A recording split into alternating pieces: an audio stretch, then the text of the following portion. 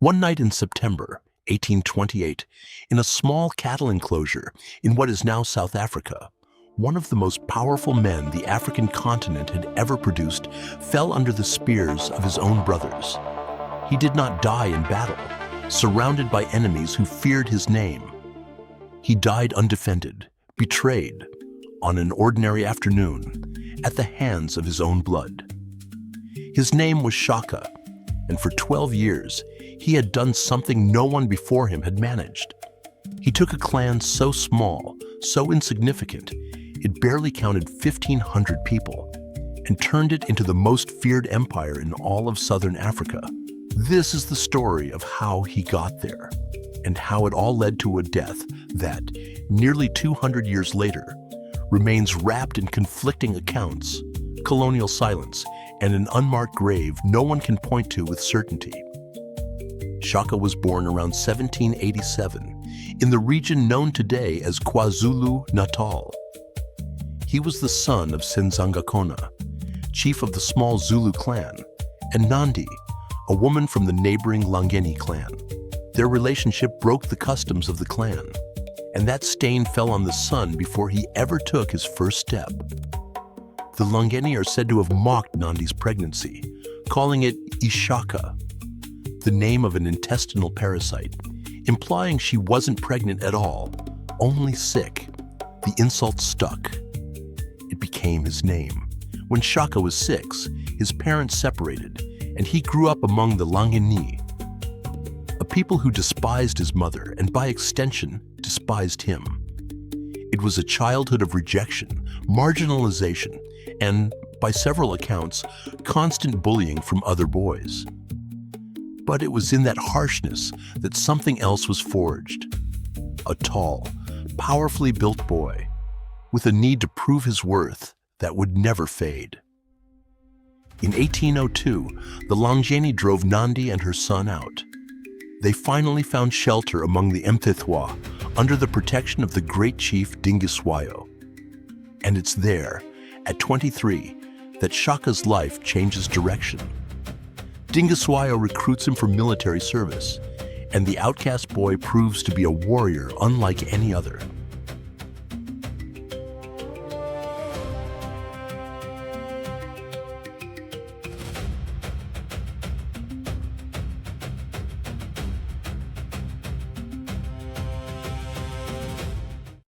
Shaka was not content with simply being good.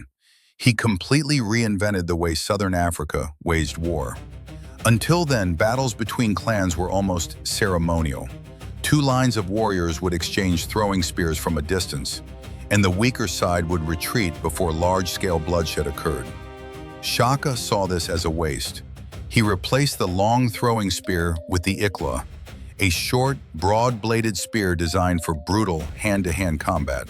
He introduced a larger shield capable of covering the entire body, using it not only for protection, but also as an offensive weapon to unbalanced opponents. He ordered his warriors to go barefoot to toughen their feet and increase their speed.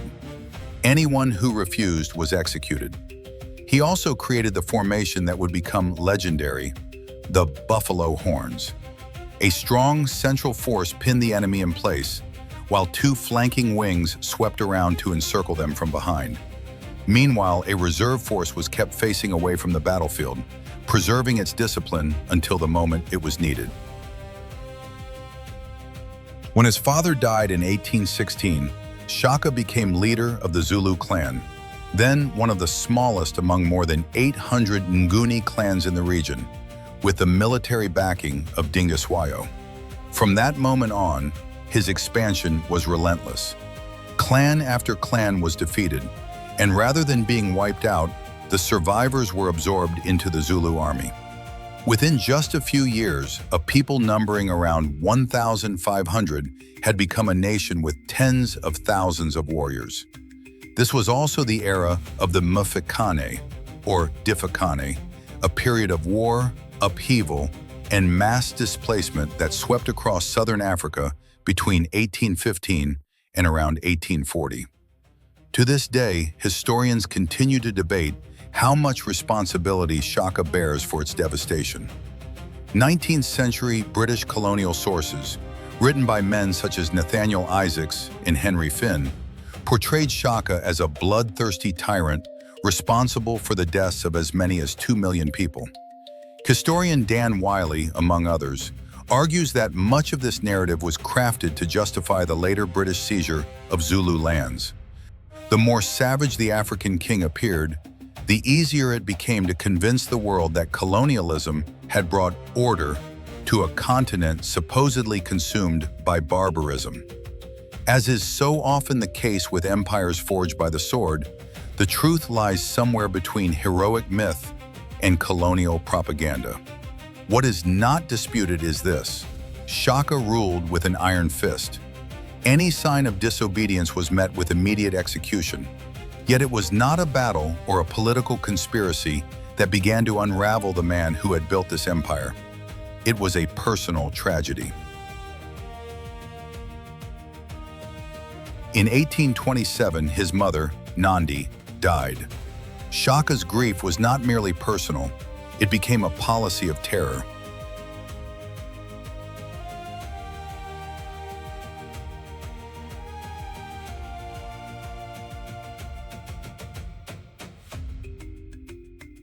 He ordered that no new crops be planted for an entire year.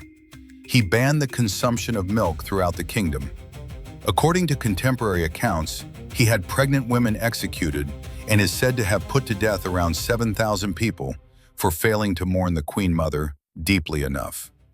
The people who had once marched 80 kilometers a day with pride under their king now feared him for entirely different reasons. He was no longer simply the military genius who had made them invincible. He was a man who seemed to be losing control.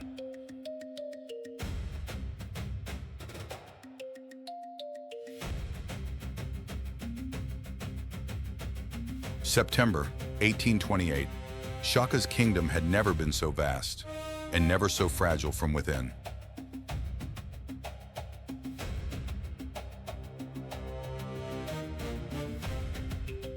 After Nandi's death, the king had grown increasingly unpredictable, increasingly isolated. The warriors who once worshipped him as a god of war now avoided his gaze. And among those watching this unraveling most closely were his two half-brothers, Dingaan and Mlangana.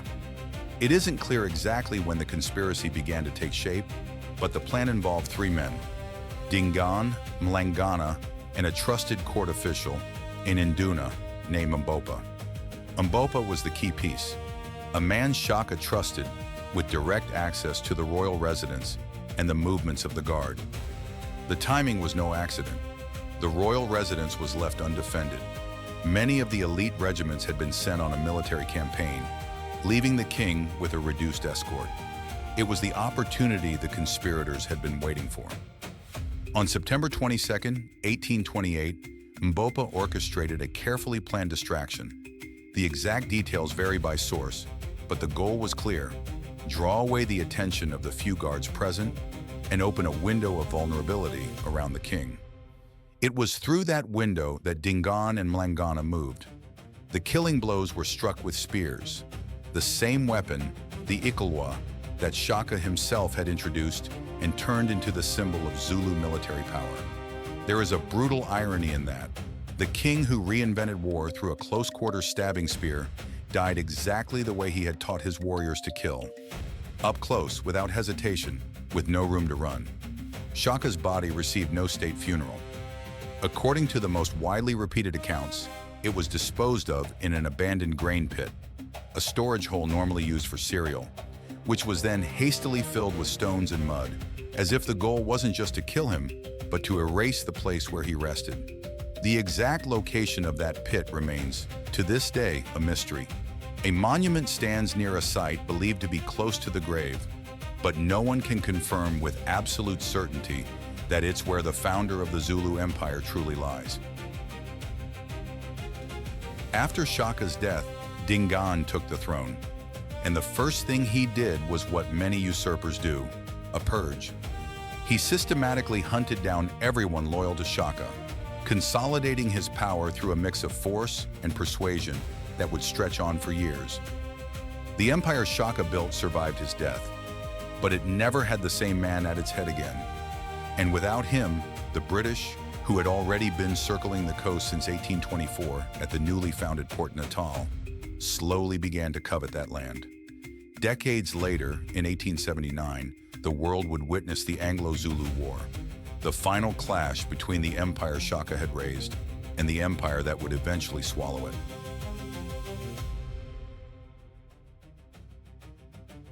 Today, nearly 200 years later, the question remains without a definitive answer. Was Shaka Zulu a military genius, betrayed by his own family, a victim of a power struggle as old as royalty itself? Or was he a tyrant whose final cruelty sealed his own fate, killed by the only men who still had the courage to face him? The truth, like his grave, remains impossible to pinpoint with certainty.